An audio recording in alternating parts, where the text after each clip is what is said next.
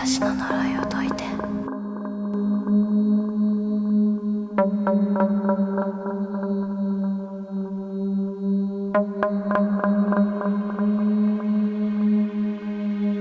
私の呪いを解いて。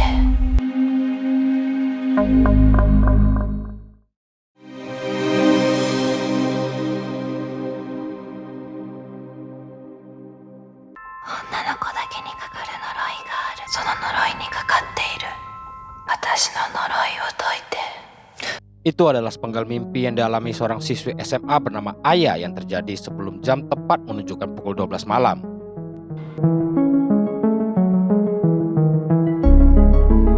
Aya-san? Ayaが部屋にこもって。Sejak kejadian itu, Aya terus-terusan mengurung diri di kamarnya. Padahal kehadirannya begitu dirindukan temannya si Kasumi yang teringat pertemuan pertamanya dengan Aya dulu. Aya adalah anak paling cantik dan berbakat di sekolah. Apalagi saat nyanyi, suaranya seakan bisa menghipnotis semua yang mendengar.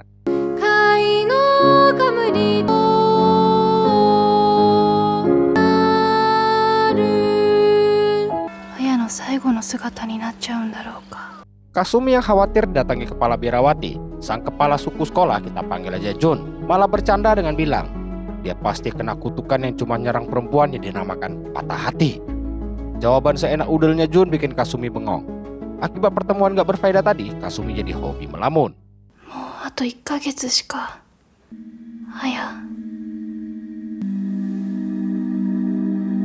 Kasumi yang rindu berat pada Aya terus mandangin fotonya di kamar. Dia yang ternyata seorang pecinta serabi lempit mencabut foto tersebut dan dicium tepat pada pukul 12 malam.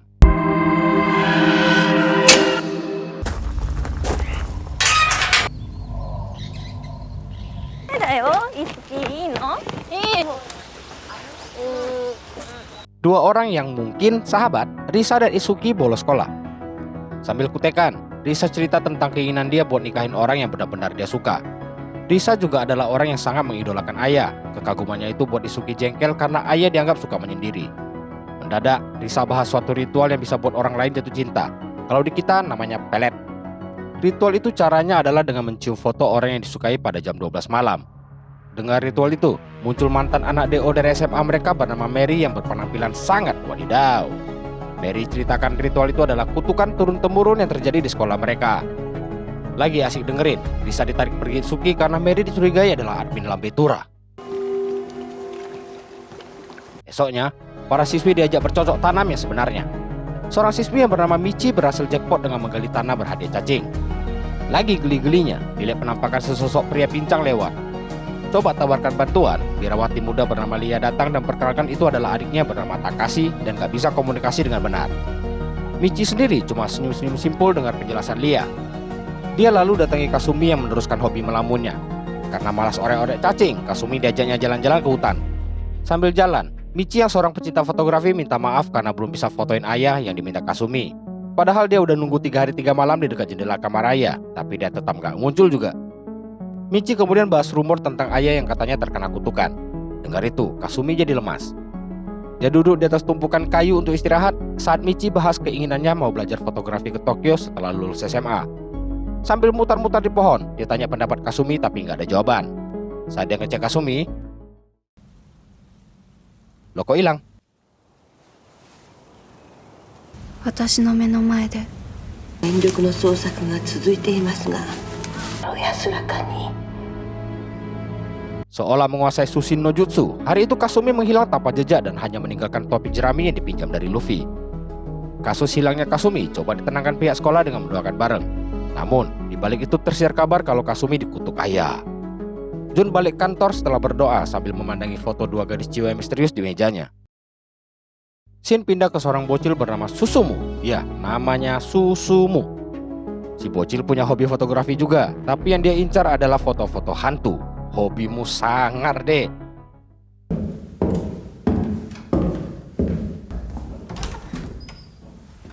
Michi yang penasaran dengan hilangnya Kasumi menyelinap ke kamarnya saat malam, tapi di belakangnya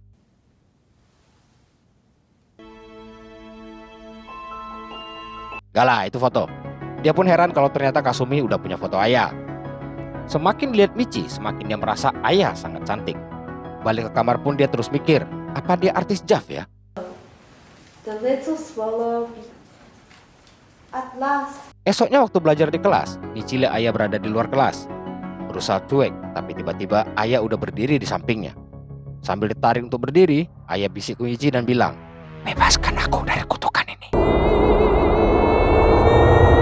Watashi no noroi wo toite. Michi-san.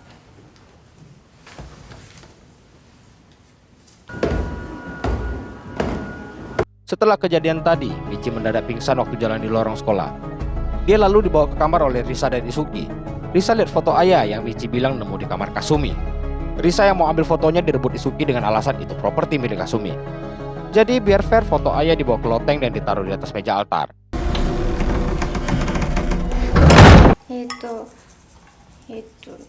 Malamnya, Risa bersama temannya si Waka-Waka sedang sikat gigi sebelum tidur. Waka yang selesai pergi duluan dan tinggallah Risa sendirian. Waktu selesai dan berniat pergi, tiba-tiba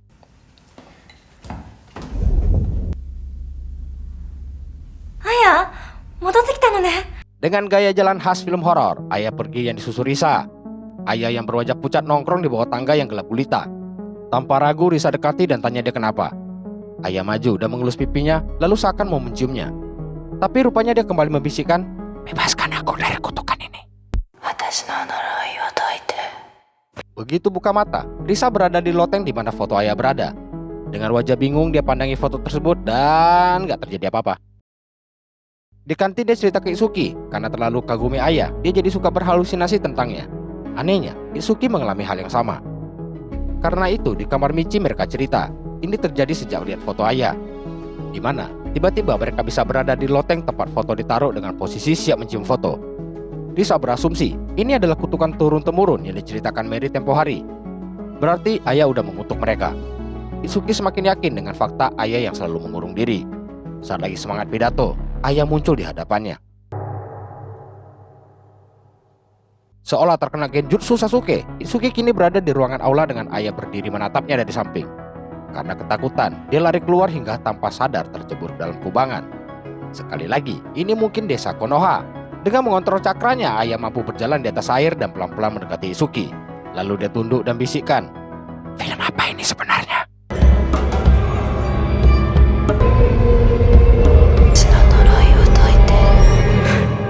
Seperti Risa, dia pun tersadar di hadapan foto ayah. Dia gak sendiri di sana karena Risa berada di sampingnya sambil bergerak maju hendak mencium foto ayah. Itsuki larang dan merebut foto tersebut, tapi malah dia cium sendiri tepat pukul 12 malam.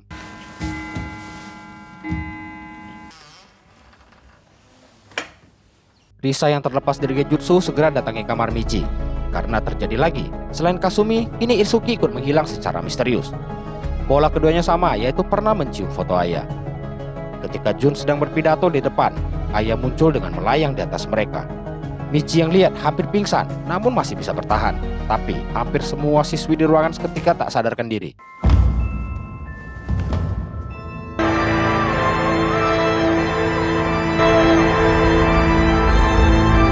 Ayah melayang ke arah Michi dan berbisik seperti biasa.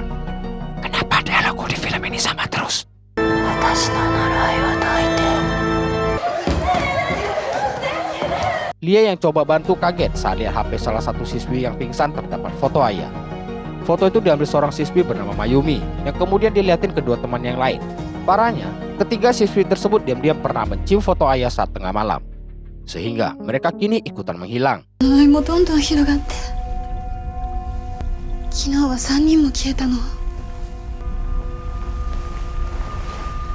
Lia yang tidur bersama adiknya Takashi bilang dia akan melindunginya. Ada hubungan apa Takashi dengan kutukan itu? Di sisi lain, sambil gandeng tangan, Risa tidur ditemani Michi. Sayangnya, itu nggak berefek karena saat pagi, Risa udah menghilang.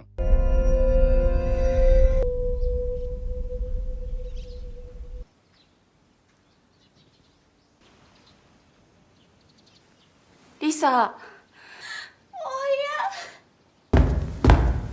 Kesal semua temannya hilang, Michi datangi kamar ayah untuk minta dia hentikan kutukannya. Karena gak dapat respon, Michi berteriak kesetanan ke sosok ayah yang misterius di film ini. Pindah ke Takashi yang terkena genjutsu hingga merasa tanaman di hadapannya berbicara. Dia yang takut langsung menginjak-injak tanaman yang gak bersalah tersebut. Suara yang muncul itu sendiri adalah sosok Risa yang sedang berjalan di dalam hutan sampai pingsan karena dipanggil oleh sesuatu.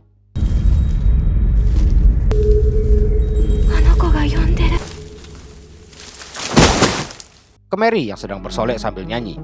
Entah karena saking bagus atau jeleknya suara dia, tiba-tiba terjadi gempa yang juga dirasakan Susumu di hutan. Dari kejauhan sungai, dilihat sesuatu mengambang ke arahnya. Sosok tersebut tak lain adalah Kasumi yang udah gak bernyawa dengan mata terbuka.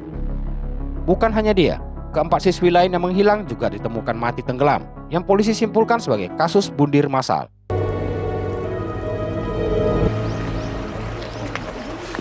集団自殺の可能性もあることからで捜査を進めています。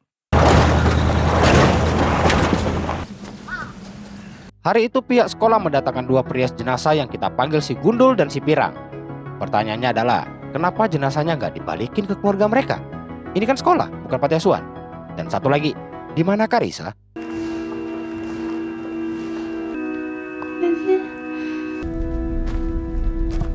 Selesai memberi penghormatan terakhir, Michi berjalan sendirian dan bertemu ayah. Michi pura-pura nggak lihat, tapi ayah terus ikutin. Sampai akhirnya dia merasa muak dan minta ayah membawanya seperti temannya yang lain. Ayah ikuti maunya dengan membisikkan, "Kalian tahu kan dia mau ngomong apa?" Watashi no noroi wo doite. Di bawah kendali genjutsu ayah, Michi bersiap mencium fotonya. Tiba-tiba seseorang mengambil foto tersebut tepat jam 12.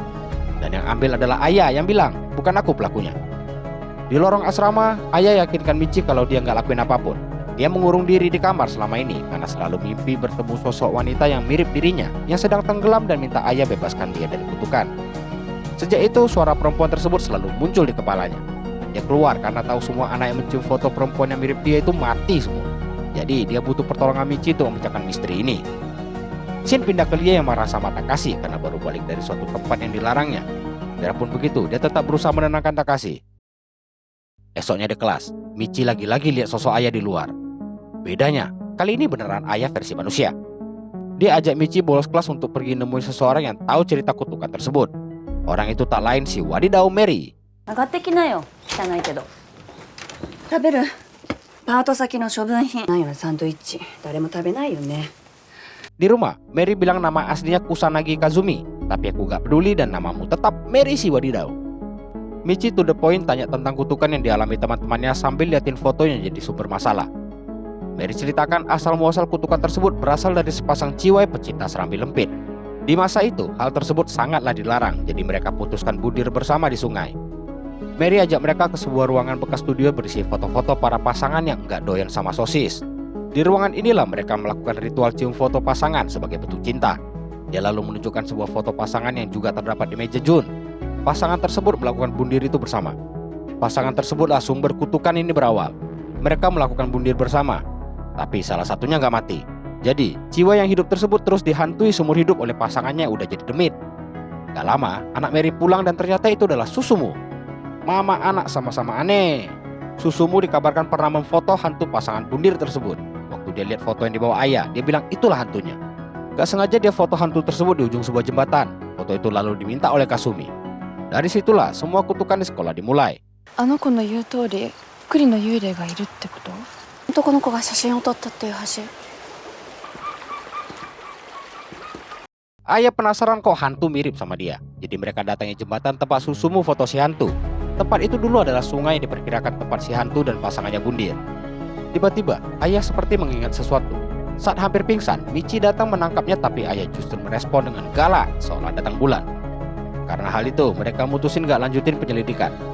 Saat di kamar ayah, Michi minta dia ceritakan masa lalunya. Ayah ternyata diadopsi oleh pihak sekolah bersama satu anak lain. Naasnya, anak itu mati dan ayah merasa gak sanggup selamatin dia meski dimintai tolong waktu itu. Saat lagi bahas cinta-cintaan, mendadak kamar ayah diserang penjajah. Fire in the hole!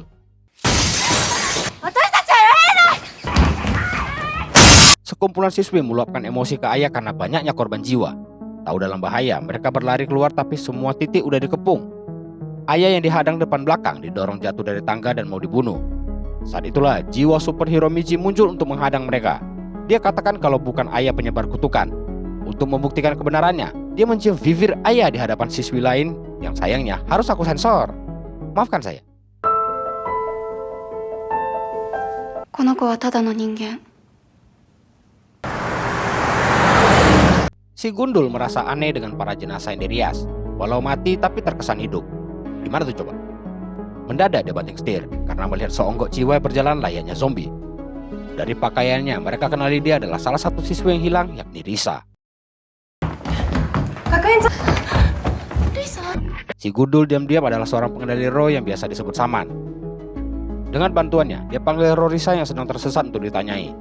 Gak lama, roh Risa berbicara lewat si Gundul. Dia minta tolong karena terus berjalan ke tempat tanda kutip dia berada. Padahal si dia ini yang mirip ayah tapi udah mati, gak bisa didekati. Risa terus meronta-ronta minta dibebaskan dari kutukan jahanam tersebut hingga akhirnya tak sadarkan diri.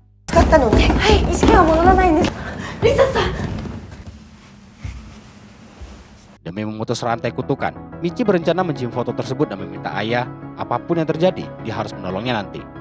Walau ayah keberatan, namun demi durasi film ini, dia harus terima. Balik ke kamar, Michi cium foto tepat jam 12 malam.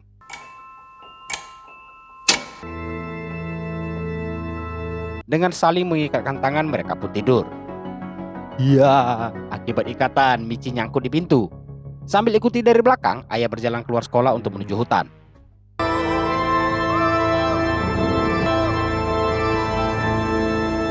Mereka berjalan dari gelap hingga terang.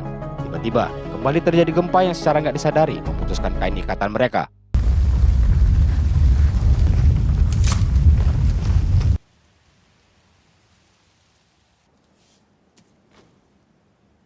Ayah yang bingung kemana si Michi malah ketemu Takashi.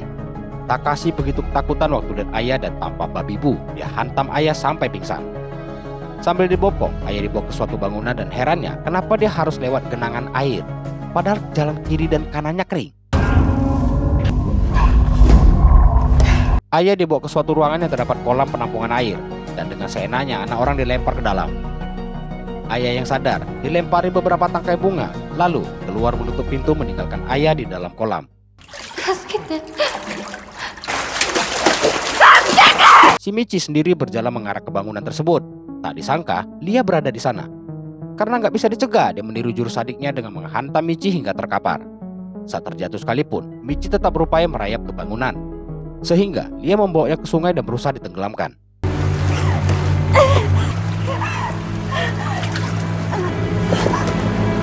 Aksinya itu dipergoki Takashi yang kelihatan takut. Lia marah sama Takashi yang balik ke kolam air tadi karena terdapat sesuatu yang nggak boleh diketahui siapapun. Dengan terbata-bata, Takashi bilang gadis di dalam air itu masih hidup dan mencoba kabur. Dengar itu, Lia langsung pergi dari sana. Ayah masih meminta pertolongan. Tiba-tiba dia terdiam karena mendengar suara yang memanggilnya.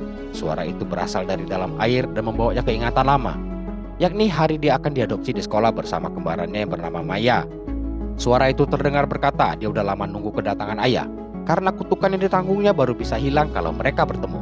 Si sosok menanggung semua akumulasi perasaan para siswi yang bundir akibat cinta sejenis dilarang dulu. Dan hari inilah dia bisa bebas dari kutukan dengan bantuan ayah. Tanpa ragu, ayah tarik uluran tangan tersebut sambil minta maaf dulu nggak bisa selamatkan dia. Sosok itu adalah kembaran ayah bernama Maya. Sejak kematian Maya, ayah berusaha menghapus kejadian tersebut dari ingatan. Dan keinginan ayah sekarang adalah bisa bersama Maya lagi. Namun, Maya menolaknya dengan kembali ke wujud tengkoraknya untuk menyampaikan kalau dunia mereka udah beda. Dia mau ayah terus lanjutkan hidup demi dia. Dengan hilangnya kutukan tersebut, Michi pun terbebas dari genjutsu Maya. Teringat akan ayah, dia bergegas mencarinya. Sedangkan Lia entah mau kemana.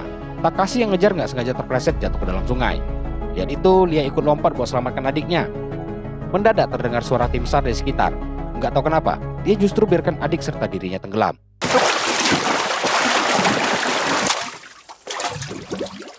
Sementara, Michi sampai ke bangunan kolam tadi. Lihat songgok ayah, dia segera julurkan tangan buat angkat dia dari kolam sehingga selamatlah ayah. Namun, Lia dan Takashi ditemukan dalam kondisi mati tenggelam. Diceritakan Takashi selalu melempar bunga ke kolam yang terdapat jenazah Maya. Lia yang tahu ada jenazah di sana, membunuh semua siswi yang menuju ke bangunan kolam. Oleh sebab itulah rumor kematian akibat kutukan tercipta. Mary si wadidau balik ke sekolah lamanya. Dia udah ditunggu ayah yang ingin menyerahkan foto Maya padanya. Apakah si wadidau datang buat foto itu? Bukan. Dia datangi si Jun, sebab Jun lah pasangan bundir yang gak mati itu. Dulu mereka berencana bundir di bangunan kolam, namun dia tidak melompat dan membiarkan pasangannya mati tenggelam. Akibatnya, Jun terus dihantui dan diminta untuk membebaskan kutukan pasangannya. Caranya adalah dengan menumbalkan orang lain untuk gantikan pasangannya menanggung perasaan para korban bundir. Sehingga dia tega mengorbankan salah satu dari Aya atau Maya saat itu. Mereka disuruh bundir dengan sukarela di bangunan kolam. Sebagai seorang kakak, Maya siap berkorban. Tanpa rasa kasihan, Jun melemparnya ke kolam. Saat Aya akan selamatkan Maya, Jun langsung membawanya pergi. Kini berkat cinta kakak terhadap adiknya, kutukan tersebut berhasil dihapus selamanya.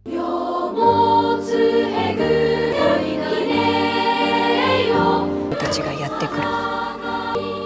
もう忌まわしい呪いが。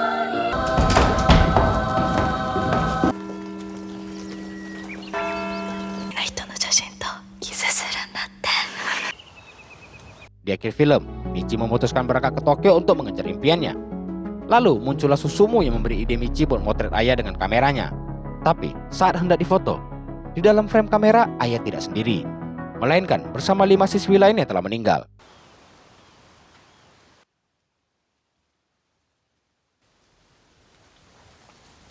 Oleh karena itu, Michi batal foto si Aya dengan beralasan tunggu dia balik nanti baru dia akan foto Aya dengan kameranya sendiri. Ketika Michi berniat mencium Aya, dia batalkan karena teringat azab pecinta sejenis itu layaknya kutukan. 女の子だけにかかる呪いにかかっていた。 Astaga, gak ada serem-seremnya film ini. Gak ada nuansa game Fatal Frame-nya. Padahal dulu main gamenya, jantung itu bisa pindah ke lambung saking seremnya. Kamera juga jarang terlibat di film ini, malah foto yang jadi pondasinya. Terus awalnya aku pikir siswi yang mati karena mereka mengarah ke kolam itu terus kecebur sampai mati. Gak taunya dibunuh Lia semua, tanpa motivasi yang jelas itu loh. Kalaupun dia lihat ada jenazah di kolam, ya tinggal lapor polisi. Kenapa pula anak orang gak tahu apa-apa dibunuh dengan alasan lindungi adiknya? Emangnya adiknya kenapa? Gak dijelasin di film. Membagongkan. Mari juga tahu si Jun pasangan bundir yang selamat itu dari mana gak dijelasin. Itulah pokoknya. Kalau ada yang ngerti film ini bolehlah sharing di kolom komentar. Sekian aja review horor yang gak horor ini. Thank you for watching and bebaskan aku dari kutukan ini. Bye.